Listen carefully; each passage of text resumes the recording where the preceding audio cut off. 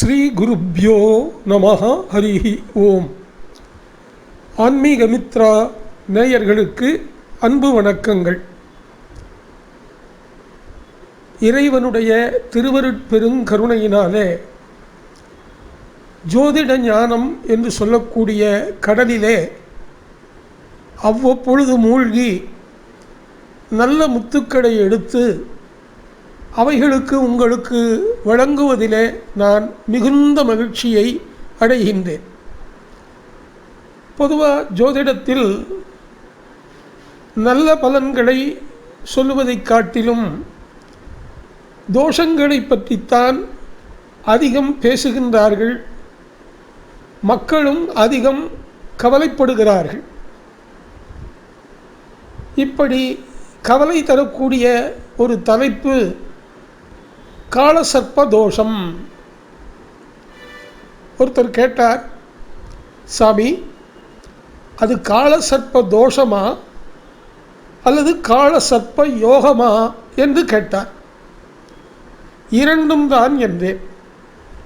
ஏதோ ஒன்று தானே சரி, இரண்டும் என்று சொன்னால் தோஷமாக பார்க்கிறவர்களுக்கு தோஷம் என்றும், யோகத்தால் அனுபவித்து மகிழ்ச்சியை பெற்றவர்களுக்கு அது யோகம் என்றும் கூறினேன். சற்று விளக்கமாக சொல்லுங்கள் என்று சொன்னார். சரி, கூறுகின்றேன், கவனமாக கேளுங்கள். இப்போ நம்ம ஜாதகத்தில் ராசி கட்டம் அப்படின்னு ஒரு கட்டம் இருக்கும். பின் பக்கங்களில் நிறைய கட்டம் இருக்கும், அதெல்லாம் விட்டுடுங்க. ராசி கட்டம் தான் ரொம்ப முக்கியம். பலாபலன் சொல்கிறது ராசி கட்டத்தை வச்சு தான். அந்த ராசி கட்டத்தில் உங்களுடைய லக்னம் எதுவாக வேணாலும் இருக்கட்டும், ராசி எதுவாக வேணுமானாலும் இருக்கட்டும், நட்சத்திரம் எதுவாக வேணாலும் இருக்கட்டும், இங்கே அந்த பிரச்சனை இல்லை. எல்லா ஜாதகங்களுக்கும் பொதுவான விதி ஒன்று உண்டு காலசர்ப்ப தோஷத்துக்காக. அது என்னன்னு சொன்னால், கேத்துவிலிருந்து ராகு வரை, ராகுவிலிருந்து கேத்து வரை அப்படின்னு ரெண்டு விஷயம் இருக்குது. இப்போ நவக்கிரகங்களில் சூரியன், சந்திரன், செவ்வாய், புதன், குரு, சுக்கிரன், சனி என்ற 7 கிரகங்களும் வலவோட்டு சக்கரமாக, அதாவது கிளாக் வைஸாகத்தான் நகர்கின்றன. ராசி மண்டலம்ங்கிறது 360 டிகிரி கொண்ட ஒரு சக்கரம். அதை நாம் ஒரு செவ்வக கட்டமாக பார்க்குறோம். சில பேர் அதை சதுர கட்டமாகவும் போடுவதுண்டு. அது சதுரமாகவோ செவ்வகமாகவோ இல்லை, ரவுண்டாக இருக்கு. நாம் பார்ப்பதற்கு சுலபமாக இருக்கட்டும்னு அதை ஒரு 12 கட்டாம் போடுறதுக்கு வசதியாக செவ்வக கட்டானா வச்சுருக்கோம், அவ்வளவுதான். இந்த 12 கட்டத்தில்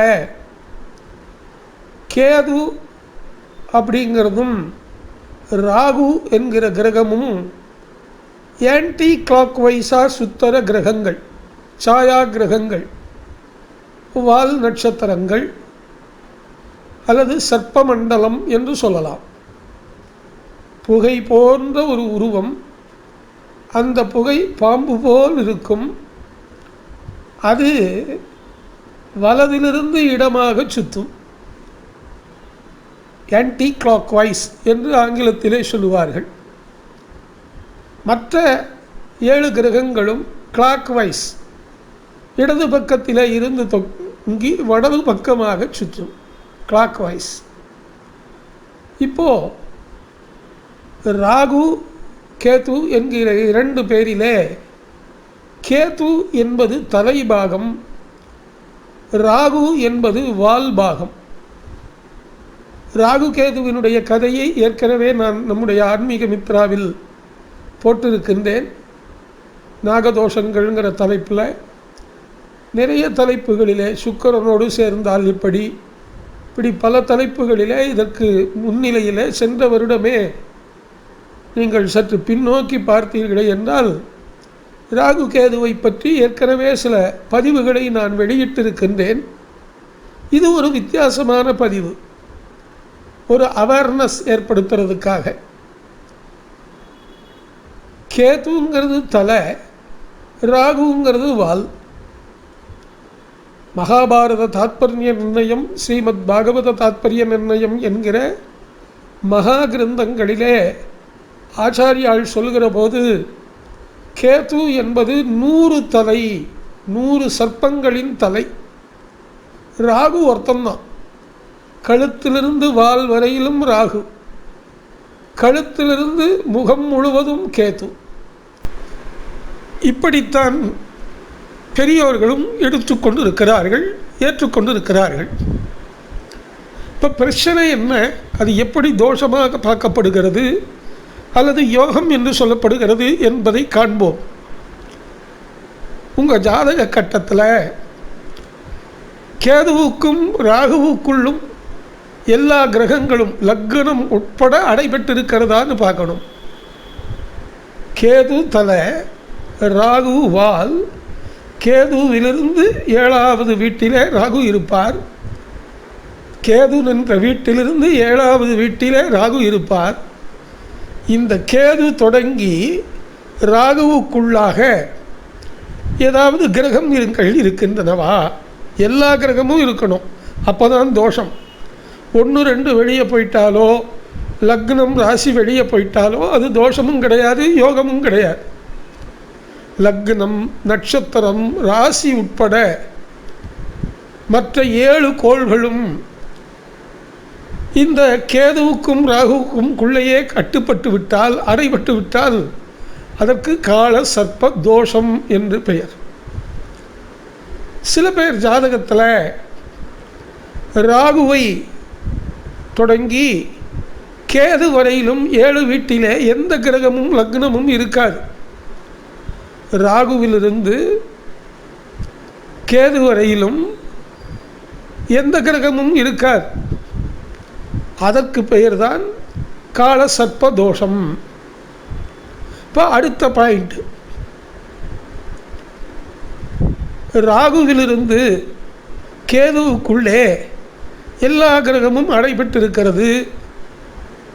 அதாவது கேதுவிலிருந்து ராகுன்னு பார்க்கறது கால சர்ப்ப தோஷம். ராகுவிலிருந்து கேது வரையிலும் உள்ள 7 கட்டங்களில் மற்ற கிரகங்களும் லக்னமும் ராசியும் அடைபட்டு விட்டிருந்தால் அது கால சர்ப்ப யோகம் என்று பெயர். ஏன்னா ஒரு பக்கம் இருந்தால் தோஷம், ஒரு பக்கம் இருந்தால் அது யோகம். இல்லை சார், ராகு கேதுவுக்குள்ள சில கிரகங்கள் தான் இருக்குது, லக்னமோ ராசியோ ஓரிரு கிரகங்களோ ராகு கேதுவுக்குள்ளேயும் இல்லை, கேது ராகுக்கும் இல்லைன்னா உங்களுக்கு தோஷமும் இல்லை, யோகமும் இல்லை அப்படின்னு வச்சுக்கணும். அவ்வளவுதான். இந்த காலசர்ப்ப தோஷம் என்ன பண்ணுகிறதுன்னு பார்க்கலாம். திருமணத் தடையை ஏற்படுத்தும், தம்பதிகளின் ஒற்றுமையை குறைக்கும், கோபகுணத்தை ஏற்படுத்தும், தன் ஊரும் வீடும் விட்டு வெளியூரில் வாழ வைக்கும்,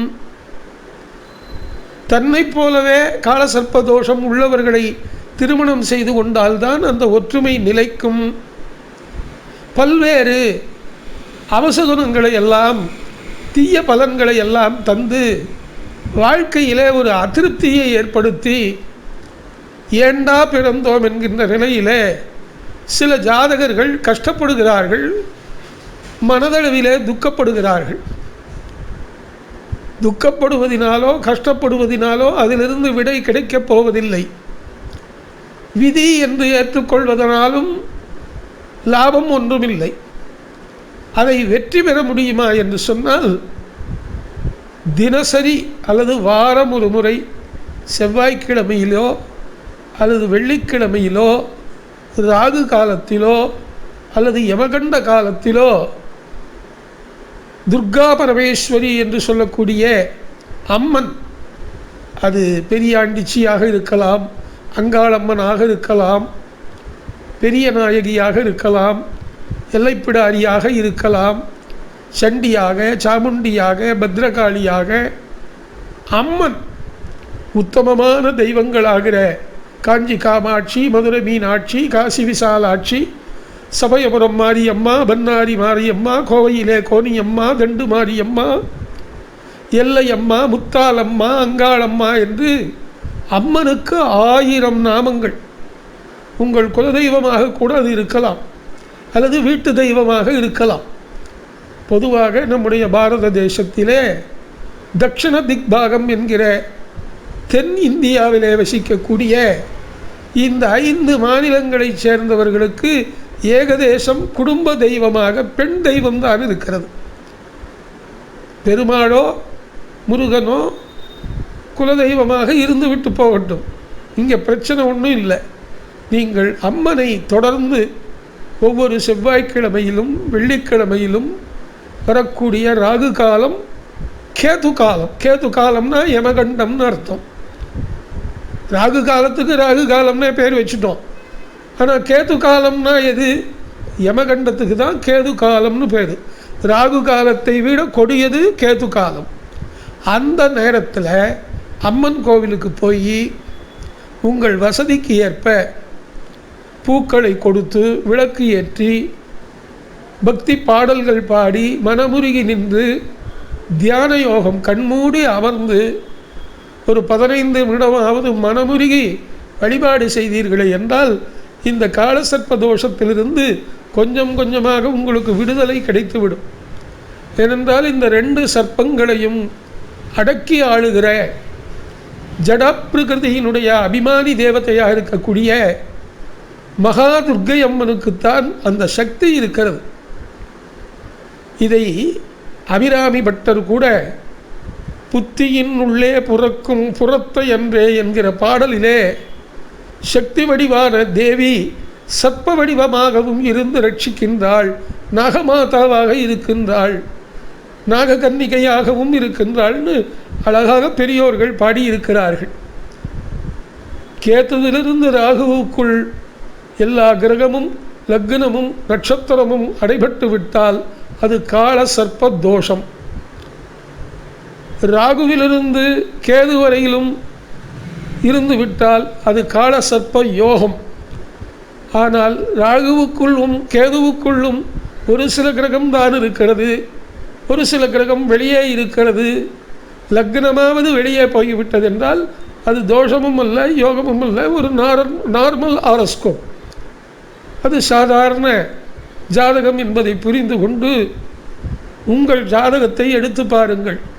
அது காலசர்ப்ப யோகமாக இருக்கிறதா அல்லது காலசர்ப்ப தோஷமாக இருக்கிறதா என்பதை பார்த்து அவ்வாறு கேதுவிலிருந்து ராகுவுக்குள் எல்லா கிரகமும் லக்னம் உட்பட அடைபட்டிருந்தால் நீங்கள் உடனடியாக அம்மன் சன்னிதானத்துக்கு சென்று விளக்கேற்றி வழிபாடுகள் செய்து அங்கே தியானத்தில் அமர்ந்து கன்னி பெண்களையும் சுமங்கலி பெண்களையும் வணங்கி அவர்களுடைய கையாலே பரிசுகளையும் பிரசாதங்களையும் பெற்று வருவீர்களே என்றால் நீங்களும் உங்கள் வீட்டு குழந்தைகளும் நலமாக இருப்பர்.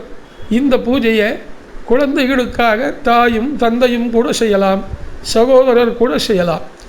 எங்கள் வீட்டிலே ஒருவருக்கு இப்படி இருக்கிறது, இதற்காக நான் வந்து செல்கிறேன் என்று சொல்லி அந்த கோவிலிலே சங்கல்பமாக பூஜையை செய்து கொண்டு மற்றவர்களுக்கும் நீங்கள் பிரசாதங்கள் கொடுக்கலாம். ராகு கேத்து என்பவை புகை மண்டல கிரகங்கள், சர்ப்ப கிரகங்கள். நமது வாழ்க்கையின் சில முக்கியமான முடிவுகளை தரவல்ல, எடுக்கவல்ல சக்தி உள்ள கிரகங்களாக இருக்கின்றன. அவை சாயா கிரகங்கள் தான், ஆனால் மிகவும் வலிமை வாய்ந்தவை.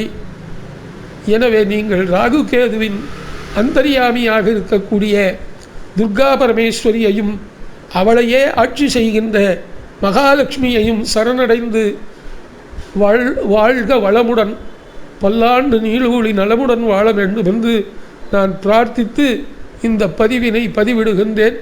எல்லோருக்கும் சொல்லுங்கள், ஷேர் பண்ணுங்கோ, லைக் பண்ணுங்கோ, சப்ஸ்கிரைப் பண்ணுங்கோ, உங்களுடைய நண்பர்களுக்கும் சொல்லுங்கோ. நமஸ்காரம்.